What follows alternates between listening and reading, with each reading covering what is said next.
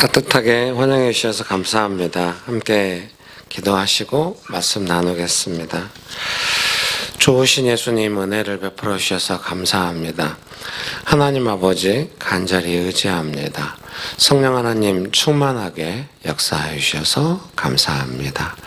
예수님의 이름으로 기도합니다. 아멘.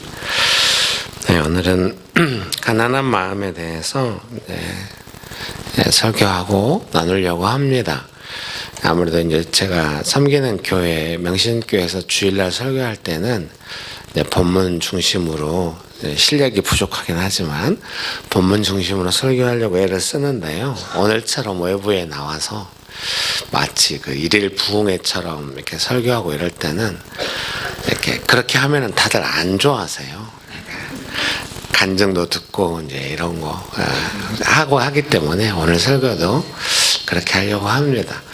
제 삶에 가난한 마음이 가장 충만했을 때가 언젠가 이렇게 돌아봤더니 제가 제 아내랑 선교단체에 같이 간사로 활동했습니다. 그리고 이제 간사를 한 5년 했고요. 이제 횟수로 6년 정도 했을 때 교회를 개척하고 싶었습니다. 선교적 교회 개척하는 것이 그때 제가 이제 젊은 날의 꿈이었고 비전이었습니다. 그래서 선교단체 간사를 그만두고 나왔는데, 이제 간사할 때는 공동생활집에서 살았지만 나오니까 이제 뭐 집에 없었습니다. 그래서 아내가 이제 결혼하고 잠깐 선생님을 했거든요. 분당의 오류초등학교 선생님이었는데, 이제 그때 받은 퇴직금하고, 이제 제가 여름에 막 선교 한국 2000 대회 이제 막 섬기고 바빴는데, 또 강의도 다니면서 돈을 모아놨던 게 한 1,500만 원이 있었습니다. 그래서 그걸로 수도권에 집을 얻으려고 했더니 뭐 집이 없었습니다. 아내는 3가지의 요구 조건을 이야기했습니다. 전세일 것, 그리고 반지하는 아닐 것, 그리고 도시가스일 것. 지금 대화가 안 되는 건 아니죠? 그래서 이제 알아봤는데 뭐 그 돈으로는 집을 얻을 수 없었습니다. 막 이제 부동산 사장님들한테 막 알아보고 다녔더니 어느 사장님이 좀 제가 좀 불쌍했는지 집이 하나 있긴 있다고. 그런데 반지하인데 앞에서 보면은 반지하지만 뒤에서 보면 반지하가 아니라고. 그리고 지금은 기름 보일러지만 1,500만 원으로 이제 전세를 들어가게 되면은 도시가스로 주인이 바꿔준다고 한다고. 가겠냐고. 예, 뭐 없으니까요. 가겠다고. 가서 봤더니 반지하긴 한데 지대가 높은 지하여가지고 남의 집 2층보다 더 높은 곳에 있는 반지하였습니다. 그래서 뭐 괜찮았습니다. 그래서 이제 살았는데 조금 힘들기도 했습니다. 다른 건 다 괜찮았는데 이제 공동생활집에 있다가 뭐 그때 뭐 둘째는 태어난 지 2000년에 태어났거든요. 그러니까 둘째가 그때 뭐 2000년 가을에 나왔으니까 뭐 아주 어릴 때죠. 17개월 터울로 2아이가 그때 있었는데요. 이제 공동생활 안 하고 이제 우리끼리만 살 수 있다는 것에 대해서 너무 감사하긴 했습니다. 근데 좀 화장실에서 가끔 여름 되면 이렇게 개구리가 튀어나오는 문제가, 뉴질랜드 개구리 같은 거 생각하면 안 됩니다. 수도권의 그 도시 지하, 거기서, 죄송합니다. 이제 조금 힘들긴 했는데, 그래도 나름대로 잘 살았는데, 어느 날 이제 제가 좀 하나님께 기도했습니다. 그때 우리 애가 아마 둘 다 분유 먹을 때가 아닌가 싶은데요. 만약에 제가 하나님을 따라가는데 애들 먹는 분유가 떨어진다, 그러면 저는 하나님을 따라가기 힘듭니다. 어려서 저희 부모님이 저를 책임져 주지 않아가지고 제가 너무 험한 인생을 살았는데, 제가 제 자식들 먼저 책임 못 준다고 한다면 저는 감당할 수 없습니다. 분유가 없다면 저는 좀 힘듭니다. 제자의 삶을 살기 힘듭니다 했더니 기도 응답됐는지 분유는 안 떨어져요. 돈이 생기면 제일 먼저 분유를 샀기 때문에 그러겠죠. 분유는 안 떨어지는데 쌀이 떨어졌어요. 좀 당황했습니다만 아내가 마지막 쌀로 밥을 해놨는데 제가 좀 마음이 좀 울컥했습니다. 근데 제가 거기서 너무 슬퍼하면 아내는 얼마나 힘들겠습니까? 살림을 이렇게 책임지는 입장에서. 그래서 제가 마음에 이제 마지막 쌀로 밥을 해가지고 아내랑 먹으면서 그런 기도를 했습니다. 하나님 우리에게 먹을 것을 주셔서 감사합니다. 이렇게 기도를 했습니다. 그때 30대 초반이고 어리긴 했지만 그 기도의 느낌을 알 수 있었습니다. 쌀이 떨어져서 마지막 쌀로 밥을 해서 먹는데 하나님께 감사하다고 하는 이 감사가 하나님께 어떻게 들릴지 조금 짐작할 수 있었습니다. 여기서 유머가 안 되네요, 약간. 그래가지고, 그래서 이제 아들랑 맛있게 밥을 먹었는데 그 다음날인가 이제 교회를 갔는데 수원성 교회라고 장로교 통합 측 좋은 교회였습니다. 안광수 목사님이라고 지금 은퇴하셨는데요. 수원에 이제 성균관대역 있는데 교회가 있는데 주일 예배를 한 조용히 한 2년 동안 드렸거든요. 주일 예배를 드리고 나오는데 안광수 목사님 저를 부르는 거예요. 김길 간사님, 왜요? 네. 혹시 쌀이 쌀 필요합니다. 우리 교회 쌀이 제가 가져갈게요. 얼른 제품이 안 와야 제 것이 될 것 같은 그런. 제가 창피할까 봐 그랬는지 차에다 쌀을 실어가지고 집으로 보내줬습니다. 좀 행복하게 지냈습니다. 감사했는데 그거로 계속 먹을 거 부족함 없이 잘 살았습니다. 근데 이제 하나님께 좀 간절히 기도했습니다. 반지하를 벗어나게 해달라고. 그래서 반지하를 벗어났습니다. 그때 이제 집에서 간사 그만두고 나와서 신학대학원도 가지 못하고 있었기 때문에 집에서 놀고 있는데 막 청소년 큰 집회 이런 데서 막 오라고 하는 겁니다. 저를 어떻게 알고 오라고 하냐. 그냥 부르고 싶었다고. 그때 안산 있는 김학중 목사님이라는 이제 그 감리교회에서 큰 청소년 집회를 많이 했는데 저보고 오라는 겁니다. 오전 강사로. 오전 강사 라인업이 그냥 화려하거든요. 그래서 왜 저를 오라는지 모르지만 가서 했더니 강사라도 주고 그러니까 그 돈을 매일 모았습니다. 몇만 원 받으면 그 중에 절반, 좀 많이 받아도 절반에 맨날 저축을 해가지고 드디어 지상으로 갔습니다. 조그만 연례주택을 얻었습니다. 저는 이제 인생의 문제를 다 해결한 것 같았습니다.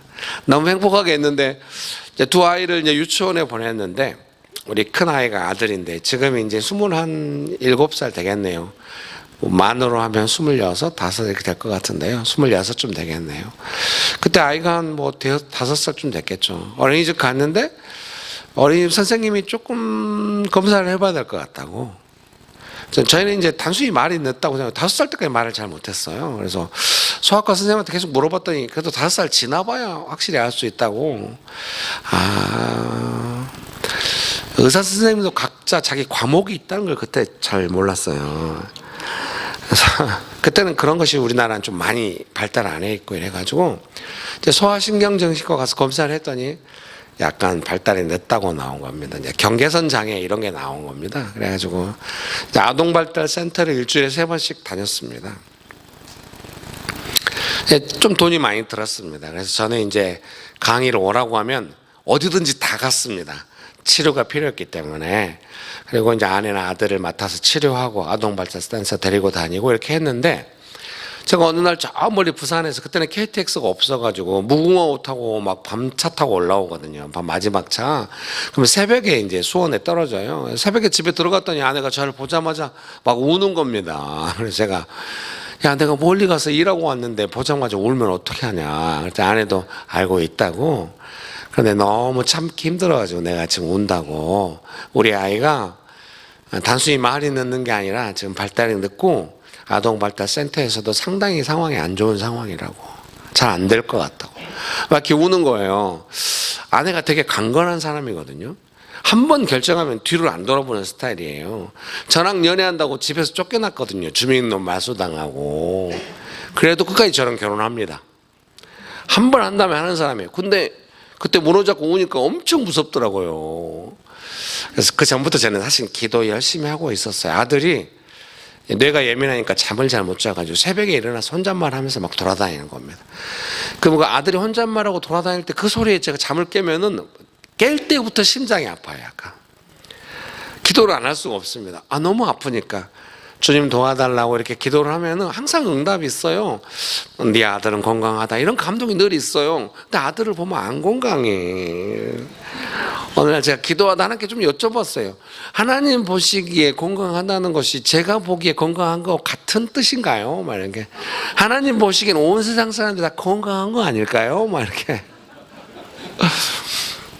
제가 이제 또 말씀을 읽는데, 말씀에 예수님께서 우리의 연약함과 질병을 친히 담당하셨다. 근데 그 연약함이라는 단어 안에는 마음이 아픈 것, 뭐 정서적으로 연약한 것, 이런 것들이 포함될 수 있겠다는 해석이 되더라고요. 그래서 예수님 우리 아들을 고쳐주시겠구나, 말씀을 근거로 좀 믿는 마음이 생겼습니다. 근데 아내는 이제 무너져서 우는 겁니다. 그래서 제가 말했어요.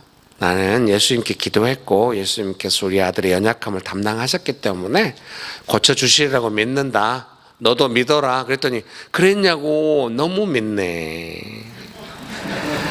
아니, 난 달래고 싶었지. 뭐 나는 제 말을 너무 신뢰하는 경향이 있어요. 얼굴이 밝아지더라고요. 좀 무서웠어요. 이렇게 했는데 애가 계속 안 좋으면은, 아내가 또 우울증 같은 거 오면은 제 인생이 끝날 것 같은 두려움들이 있었거든요. 여보 이리 와요 하고 안고 기도를 했습니다. 하나님은 우리 아들을 고쳐주시겠다고 약속하신 것을 믿습니다. 제 기도에 제가 좀 의미가 부여, 약속이라는 단어가 제 기도 속에서 튀어나왔는데, 이게 약속인가? 이런 생각이 들면서 제가 가장 많이 만난 하나님의 성품은 약속을 지키시는 하나님이었기 때문에 하나님이 약속을 지키시겠구나, 반드시 지키신다, 이런 생각이 들었어요. 그래서 이제 아내는 막 울고 이제 얼굴이 밝아져가지고 푹 자더라고요. 그때 제가 아내한테 말했거든요. 이제 기도 끝나고 서로 울면서, 여보 인생을 무서워하지 마. 설사 우리 아이가 최악이라 할지라도 우리 행복할 수 있어. 근데 아내는 너무 푹 자. 저는 잠 안 와요. 사실 속으로 나도 무서운데 그냥 네가 우는 게 너무 무서워서 너를 달래고 싶다고. 나도 무서운데 더 무서운 사람 달래는 그 심정을 아십니까 여러분? 그래서 아내가 자는데 저는 막 간절히 기도했죠. 도와주시라고. 다행히 아들이 매 턴마다 좀 좋은 반으로 이렇게 옮겨가면서 상황이 계속 나아져가지고 나중에는 이제 강남대 사회복지학과를 졸업을 했습니다. 그래서 지금도 좀 친구 없이 다닙니다. 그래도 뭐 일상의 삶을 살고. 근데 벌써 27 돼가지고 걱정해. 제가 어느 날 너무 걱정이 됐는지 갑자기 마남구청에 전화를 했어요. 아니 진짜 좀 장애가 있는 사람들 나라의 보호를 받는데 우리 아들 같은 경우는 어디서 보호를 받고 어떻게 살아가야 하냐고 그때 그분이 너무 당황해하면서 예, 이러이러한 센터에 좀 연락해 보시겠어요? 공무원 힘들 것 같다는 생각이 듭니다. 좀 미안했습니다.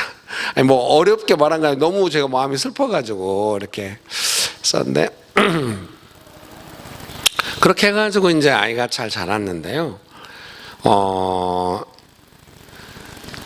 이제 두 아이가 한 17살, 뭐 15살 이렇게 됐겠죠. 이제 그래서 아이들을 거의 키웠습니다. 이제 살았는데 어느 토요일 날 아침에 이제 아내랑 둘이 앉아가지고 막 이제 TV도 보면서 막 쉬면서 토요일 오치면 아침에 보통 쉬잖아요. 얼마나 좋습니까? 근데 아내가 너무 진지한 표정으로 여보 하고 부르는 거예요. 정말 무섭거든요. 아내가 진지하게 부를 때가 제일 무서워요. 뭔가 자기 산에서 해결 안 되는 문제가 발생했을 때 그렇게 보통 부르거든요. 제가 벌떡 일어나 왜? 임신이 된 것 같아. 그래. 저희는 큰아이를 기르면서 너무 힘들었기 때문에 만약에 큰아이가 그렇게 상황이 어렵다는 걸 알았다면 아마 임신을 안 하려고 했을 것 같아요. 근데 큰아이 낳고 나서 10몇 개월 만에, 큰아이 낳고 나서 7개월 만에 둘째가 생긴 겁니다. 거의 연년생으로 둘을 길렀는데 뭔 임신이요. 너무 당황했습니다. 그래가지고 이제 병원에 산부인과에 이렇게 가고 했더니 이제 뭐 계속 아내가 하혈하고 조금 몸이 안 좋았습니다. 근데 다행히 안정기가 돼가지고 몸을 잘 보호하고 했더니 이제 잘 됐는데 한 5개월쯤 된 어느 월요일 아침에 아이들 학교 보내고 아내 얼굴이 너무 창백해요. 여보 지금 병원에 가봐야 될 것 같아. 그래서 산부인과에 갔더니 여보 금방 나올게. 마음은 너무 힘들었지만 금방 나올 걸 믿고 그래 금방 나와 이렇게 하고 들어갔는데 나왔는데 이제 다른 분하고 함께 나왔는데 빨리 큰 병원으로 가야 한다고. 그때 이제 경기 남부의 제일 큰 병원은 아주대학교 병원이었는데요. 아주대학교 병원에 갔더니 보통 아주대 병원이 이렇게 간단한 응급 상황 와도 안 받거든요. 너무 환자가 많고 상위 병원이기 때문에. 근데 의사들이 의사들이 2명이나 나왔어요. 지금 애가 나오려고 한다고. 발이 만져진다고. 5개월인데 애가 지금 나오면 애도 너무 어려울 거고 산모도 조금 위태롭다는 생각이 든다고. 뭐 근무력증 뭐 이런 이야기 했던 것 같아요. 그러면서 저한테 하는 말이 이제 그 여자 의사 선생님이 한 가지 이야기를 해주더라고요. 자기가 아는 의사 선생님이 서울에 있는데 가면은 묶는 수술을 하고 할 수도 있다고. 근데 문제는 가다가도 애가 나올 것 같다고. 수원에서 1시간 정도 가야 하니까 가겠냐고, 아니면 여기서 애를 낳겠냐고 저보고 결정하라고 하더라고요. 좀 당황했죠. 왜 이걸 나보고 결정하라고. 내가 무엇을 알아서 결정을 해. 의사가 결정해 줄 줄 알았는데. 그때도 언뜻 스치는 생각이 그런데 아마 이것은 누구도 결정할 수 없고 책임질 사람이 결정하라는 말로 들렸어요. 그래서 아내가 침대에 누워있는데 가서 제가 바닥에 무릎을 꿇고 누워있는 아내 손을 잡고 기도를 했어요. 하나님, 우리가 어떻게 해야 되겠습니까? 가다가도 애가 나올 것 같다고 하니까 뭐 어떻게도 어려운 상황이에요. 여기서 애가 나오면은 애가 아주 어렵고 분명히 건강치 않을 거고 산모도 위태롭다고 하고 간절히 기도하고 했지만 뭐 응답이 없어요. 너무 급하고 힘드니까. 기도하고 나서 아내한테 물어봤어요. 여보, 어떻게 했으면 좋겠어? 아내가 모르겠대요. 항상 그럴 때마다 몰라. 항상 저한테 물어보거든요. 기도했냐고. 그때마다 제가 속으로 말해요. 너도 기도해. 그냥 뭐 기도하고 뭐 잘 모르겠지만 급했지만 여보, 서울로 갑시다. 그때 아내가 그렇게 합시다. 아이를 보호해 봅시다. 아주 앰뷸런스, 이제 급하니까 사설 앰뷸런스였고요. 의사 선생님 한 분이 타시더라고요. 그래서 1시간 동안 막 정신없이 갔는데 다행히 애가 나오진 않았고요. 의사 선생님이 마치 기다리고 있다는 듯이 그분이 나중에 알고 보니까 EBS도 나고 바쁜 분이고 잘 없대요. 그날은 기다리고 있었어요. 묶는 수술을 하고 다음날 아침에 엄청 저를 혼내더라고요. 얼마나 힘든 수술이었는지 아냐고. 알죠. 죄송하다고. 자고간 의사 선생님들 말씀 잘 듣고 한 2달 동안 누워 있었습니다. 네. 그때 이제 제가 수원에 있는 2 아이 돌보고 애들 학교 가고 나면 서울에 올라와서 아내 돌보고 간병인 쓰고 다시 저녁 오후에 가서 애들 저녁 준비하고 집안 청소하고 막 이러면서 살았습니다. 우리 둘째 딸이 나중에 엄마한테 이야기하기를 아빠가 설거지하는 뒷모습이 슬퍼 보였다고. 왜 여자애들은 아빠의 뒷모습을 보는지 알 수가 없어요. 아내가 누워있을 때 제가 묵상했던 묵상 노트를 매번 갖다 줘서 오랫동안 쌓여있는, 누워있을 때 조금만 하면 막 짜증이 막 올라오는데 묵상 노트 읽으면서 좀 마음을 가라앉히라고 너무 행복하게 시간을 보냈습니다. 제가 아내한테 그때 이런 말을 했습니다.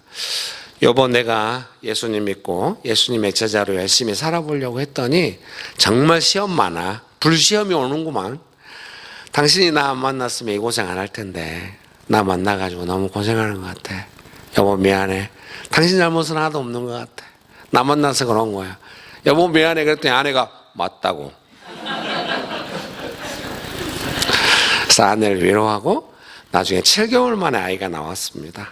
양수가 이제 좀 부족해가지고 애를 낳아야 된다고 의사 선생님의 권면이 있어서 7개월 만에 아이가 나왔고, 이제 아이는 인큐베이터에 있고 아내는 애도 없는데 무슨 산후조리냐고. 이제 애를 낳아도 양가 집안에서 아무도 올 수가 없어요, 저희는. 그래서 제가 산후조리, 그때 산후조리 개념도 별로 없어요. 첫째 아이 때부터 산후조리는 제가 열심히 3주 동안 몇백만 원씩 들었거든요. 그때 아니 그래도 여보 산후조리 해야 돼 하면서. 아내가 과일 좋아해요. 장모님이 길에서 과일 팔았어요. 남편 장인어른이 일찍, 아내가 어릴 때 일찍 세상을 떠나셨어요. 좀 도박을 좋아하셔가지고 이렇게 집을 드시고 떠나셨던 거예요. 장모님이 딸만 6을 데리고, 딸만 6을 낳아요. 제 아내가 5번째 딸인데 과일을 파시면서 딸들을 다 대학을 보냈어요. 위대한 장모님입니다. 그래서 이제 그래도 이제 다 못 와요. 그러니까 산후조리하고 아내가 과일을 엄청 좋아해요. 항상 장모님이 과일 썩은 부분 도려내고 집에서 애들이 다 먹었어요. 그러니까 재고가 없어요. 장모님 장사에는 항상 애들이 다 기다리고 있어. 입이 6이니까 아내가 결혼하고 나서 맨날 말하는 거예요. 왜 과일을 못 먹냐고. 제가 속으로 쌀이 떨어진지 과일이 어딨냐. 그래서 제가 돈 생겼을 때 제일 먼저 귤 한 박스를 사다 줬어요. 지금도 열심히 과일을 사다 줍니다. 그때 마침 그 산후조리하는 곳에 첨가물 가게들이 많이 있었어요. 그래서 제가 수박을 맨날 사다 주고 과일 맨날 사다 주고 했습니다. 산후조리 잘하고 계속 아이 이제 이렇게 찾아가서 인큐베이터에 있는 아이 이제 잠깐 보러 가는 시간이 있거든요. 그 시간에 가고 이래가지고 그 아이가 건강하게 커가지고 지금 10살입니다. 초등학교 3학년이 됐습니다. 잘 다니고 적응해서 잘 살아가고 있습니다. 사랑하는 성도님 여러분, 삶이 어려우면 보통 원망이 많이 됩니다. 간혹 은혜를 받으면 그 어려울 때 예수님께 도와달라고 마음이 가난해지면서 매달릴 때도 있는 것 같아요. 여러분의 인생에 그런 날들이 다 있었을 것입니다. 그런 은혜가 있는 줄 믿습니다. 그래서 제 안에 어려움이 오면은 마음이 가난해져야 돼. 이런 생각이 이제 자동적으로 생기는 상황인 것 같아요. 그래서 그때도 30대 초반에 뭘 몰랐어도 그런 생각이 들었어요. 큰아이가 지금 아픈데 이걸 누가 고칠 수 있나. 예수님께서 도와주지 않는다면 이거는 해결할 수 없고 우리는 살기도 쉽지 않다. 근데 내가 만약에 여기서 원망하거나 이러면 누가 날 도와줄 수 있는가. 마치 사다리 타고 올라갔다가 사다리 발로 차는 거랑 똑같아. 어떻게 내려올 거야. 반드시 예수님께 도움 받아야 되고 어려운 거에 마음 빼앗기지 말고 예수님께 도와달라고 하자. 그런 마음이 그때도 있었던 것 같아요. 지금도 여전히 마찬가지입니다. 제가 기도하거나 묵상노트 쓸 때 마지막에 항상 입에 달고 있는 내용이 뭐냐면 예수님 저를 불쌍히 여겨주세요. 막 그러는데 예수님 저를 불쌍히 여겨주세요. 여러분에게도 오늘 제가 예배드리면서 같이 있는데 원래 오전 강의는 이 강의 아니었거든요. 설교가. 오후 설교는 바뀌었어요. 제목만 똑같아. 축복합니다. 여기서 예배드리고 있는데 그 가난한 마음이 올라왔어요. 인생의 수고로움이 얼마나 많았나. 그때마다 예수님께 도움받기 위해서 어떻게 엎드렸나.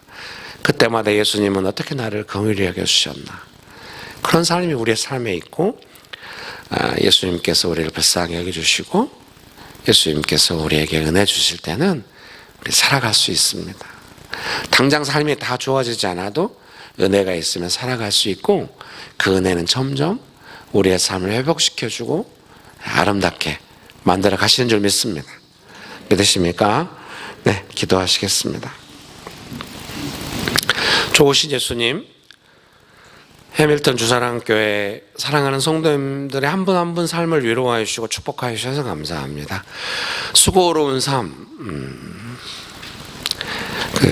나그네 된 삶의 그 수고로움을 아시는 아버지 하나님, 얼마나 그 마음에서 그 눈물을 주께서 주의 병에 담으신 것처럼 그대로 불쌍히 여기셨고 하나님의 불쌍히 여김을 그 은혜를 누리면서 겸손하게 가난한 마음으로 살아온 삶을 주님 아십니다. 끝까지 주님 동행하여 주시고 축복하시고 위로하여 주시옵소서. 예수님의 이름으로 기도합니다. 아멘.